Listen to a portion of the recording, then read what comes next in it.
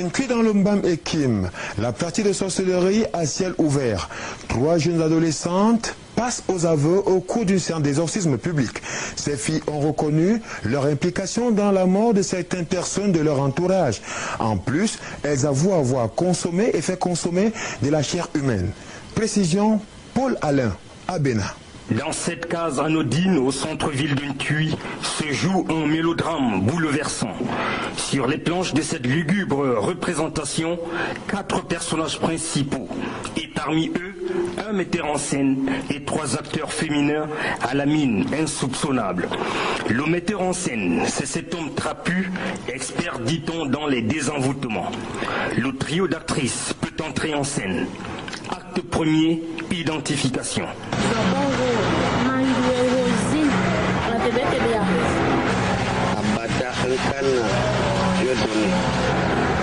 Madame Enja Marguerite est venue chez moi comme patiente.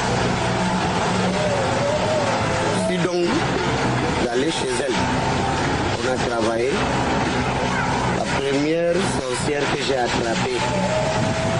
Là voici.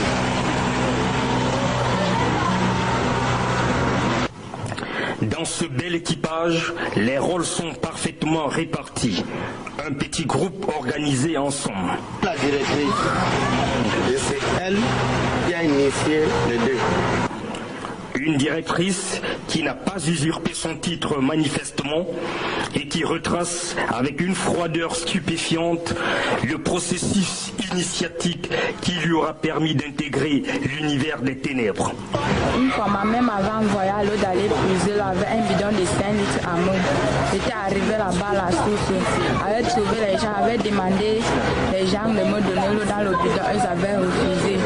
Un voisin là-bas au village était venu, son enfant était venu me trouver là à l'eau. J'avais demandé l'eau, on m'avait refusé. Subitement, il me dit de regarder le serpent bois. Je lui dis, je ne vois pas le serpent bois. Il ne faisait qu'insister que voilà le serpent bois devant toi. Je lui dis, je ne vois pas. Il me frappe au milieu de la tête. Il me dit, ouvre ma bouche, j'ouvre ma bouche. Il met les paquets de brindilles dans ma bouche. Et quand mon père était allé me chercher, la mère avait refusé. Le père avait donné l'argent. On m'avait amené au nord pour aller me traiter jusqu'à on était allé me laisser là-bas. On n'avait pas fini l'argent, était revenu au village. Le rituel d'initiation aurait été le même pour nos 3 pucelles qui en ont acquis des compétences démoniaques. Les faits parlent d'eux-mêmes. On n'a pas encore tué. Mais vous mangez la chair humaine, non? La chair humaine qu'on nous avait donnée, ce n'était pas nous qui avions tué cette personne. Il y a une femme dans notre quartier qui allait tuer ça dans le groupe des grandes personnes. Elle nous a donné la chair humaine. Elle a donné à celle-ci, elle a donné à celle-là. On a mangé, celle-ci était levée pour aller uriner. On ne savait pas qu'elle partait jeter sa part. Après, le lendemain, la femme là vient, elle nous dit, la chair humaine que vous avez mangée là, vous allez aussi me rembourser. Le lendemain, nous sommes encore partis. Elle me demande de donner ma personne. J'avais donné mon cousin. On a recueilli son sang. On a mis dans l'avion comme carburant. Ensuite, on a demandé aussi à celle-ci là de donner son père. Elle a donné. On a recueilli le sang. Même chose chez l'autre qui est là-bas, de l'autre côté là. Elle a aussi donné son frère qui est en Suisse. C'est Dagi qui m'a ensorcelé. Il partait à bas. Il partait de la bourse. Il partait à bas chez la croise. Donc, elle m'a montré le serpent bois.